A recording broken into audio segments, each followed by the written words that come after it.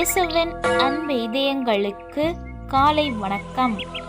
இந்த நாள் உங்களுக்கு ஆசீர்வாதமாக அமைய வாழ்த்துக்கள்.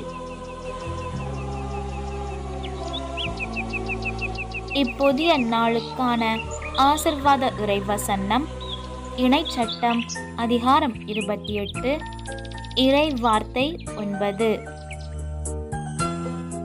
உன் கடவுளாகிய ஆண்டவரின் கட்டளைகளை கடைபிடித்து அவர் தம் வழிகளில் நடந்தால் அவர் உனக்கு ஆணையிட்டு சொன்னபடி உன்னை தம் தூய மக்களினமாக நிலைநிறுத்துவார். அற்புதமே அதிசய